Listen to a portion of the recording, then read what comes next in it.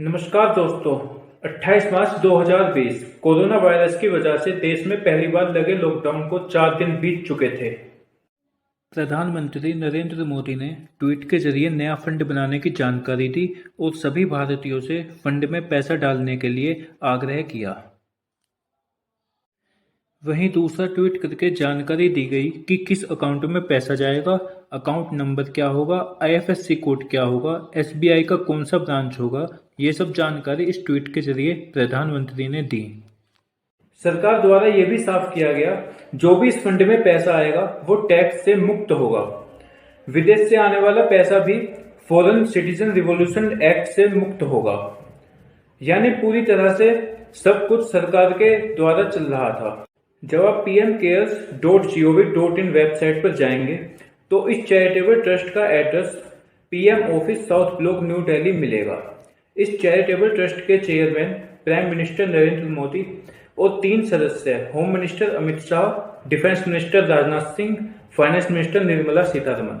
31 मार्च 2020 तक इस फंड में 3074 करोड़ रुपया आ चुका था। 31 मार्च 2020 को कांग्रेस ने फंड की पारदर्शिता पर सवाल उठाए। पीएम रिलीफ फंड होने के बावजूद नया फंड बनाने की जरूरत क्या पड़ी? पीएम रिलीफ फंड में 2019 के अंत तक 3800 करोड़ रुपया था। ये आंकड़े पीएम की वेबसाइट पर भी उपलब्ध हैं। कहाँ कितने पैसे खर्च हुए इसका ब्यौरा भी मौजूद है, लेकिन पीएम केयर्स फंड के बारे में इतना हिसाब क्यों नहीं? सौम्या गंगवाल ने हाई कोर्ट में याचिका दायर की और उसमें कहा कि इस पीएम केयर्स फंड को सरकारी घोषित कर दिया जाए। पीएमओ के एक अधिकारी ने हाईकोर्ट में पहुंच के कहा कि यह पीएम केयर फंड सरकारी नहीं है और इसका एक भी पैसा सरकार के खाते में नहीं जाता। जो भी फंड है इसका ऑडिट ऑडिटर द्वारा किया जाता है। ये ऑडिटर कैग द्वारा नियुक्त किए गए होते हैं। जो भी पैसा फंड में जाता है, चाहे वो चेक के माध्यम से जाए या चाहे और किसी माध्यम से जाए, उसकी जांच की जाती है और सरकार का इससे कोई लेना देना नहीं है। दोस्तों, क्या ऐसा हो सकता है कि देश में एक चैरिटेबल ट्रस्ट हो और उसके चेयरमैन देश के प्रधानमंत्री हों और 3 सदस्य finance minister, home minister, defence minister हों और सरकार द्वारा ये कह दिया जाए कि इससे उसका कोई लेना देना नहीं है? पीएम केयर फंड सीएजी के दायरे में भी नहीं आता। कैग के द्वारा नियुक्त किए गए ऑडिटर द्वारा ऑडिट की जाती है। अगर बात करें तो देश का पैसा विदेश में भागने वालों की भी ऑडिट की जाती थी। अप्रैल 2020 में श्रीहर्ष नाम के व्यक्ति ने आरटीआई में फंड से जुड़े दस्तावेज, सर्कुलर, नोटिफिकेशन के बारे में जानकारी मांगी। जानकारी देने से इनकार कर दिया गया। ये कह दिया गया ये PM care fund RTI 2005 act के तहत पब्लिक फंड अथॉरिटी में नहीं आता। यानी कि पैसा देने वालों को भी जानने का हक नहीं कि उनका पैसा कहाँ गया, उनके पैसे का क्या हुआ। जबकि सरकार द्वारा ये चैरिटेबल ट्रस्ट बना गया और सरकार ने पल्ला झाड़ दिया ये कह के कि उससे उसका कोई लेना देना नहीं है। देश की तमाम PSU, public service unit, education institute, घाटे और फायदे में चल रहे सभी संस्थान, प्राइवेट सेक्टर, बॉलीवुड, क्रिकेटर, बड़े उद्योगपति और आम जनता ने पीएम केयर फंड में ज्यादा से ज्यादा योगदान दिया। सरकारी कर्मचारियों पर सरकार द्वारा नियम बनाकर रखा गया, उन पर दबाव बनाकर रखा गया। अलग अलग डिपार्टमेंट में अलग अलग तरीके से वेतन काटा गया। फाइनेंस मिनिस्टर के रेवेन्यू डिपार्टमेंट ने नोटिस जारी किया जिसमें 2020 अप्रैल से मार्च 2021 तक के फाइनेंशियल ईयर में कर्मचारियों को एक दिन के वेतन देने की बात की गई। यानी कि साल में 12 दिन के वेतन देने की बात की गई। कर्मचारियों ने मिलकर विरोध किया। विरोध के बाद सर्कुलर में अमेंड किया गया। डॉक्टर्स ने इस चीज का विरोध किया। उन्होंने कहा कि हम अपनी मर्जी से किसी भी चैरिटेबल ऑर्गेनाइजेशन में दान देंगे। विरोध करने वालों में दिल्ली एम्स, राम मनोहर लोहिया अस्पताल, सफदरगंज अस्पताल, Atal Bihari Vajpayee medical school of science, ये सभी मौजूद थे। यहां तक कि सुप्रीम कोर्ट की बात करें, सुप्रीम कोर्ट ने भी अपने कर्मचारियों से दान देने को कहा।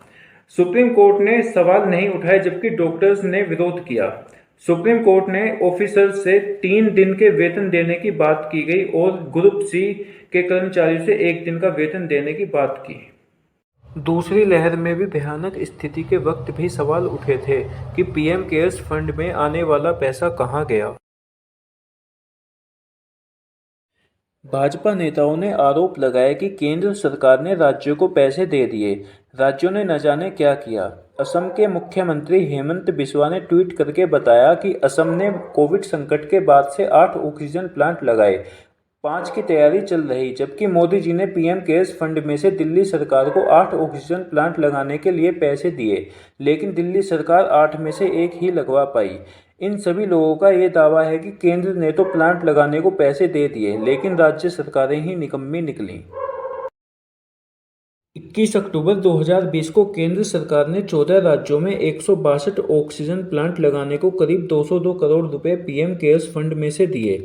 मार्च के अंत तक पीएम केयर्स फंड में पैसा आ चुका था, लेकिन ऑक्सीजन प्लांट लगाने के टेंडर निकालने के लिए केंद्र सरकार को 6 महीने लग गए। इन 162 प्लांट में सबसे ज़्यादा 14 प्लांट उत्तर प्रदेश को दिए, 10 महाराष्ट्र को, 8 मध्य प्रदेश को। उत्तर प्रदेश में एक ही प्लांट लगा, किसी भी भाजपा नेता ने इस राज्य का जिक्र तक नहीं किया।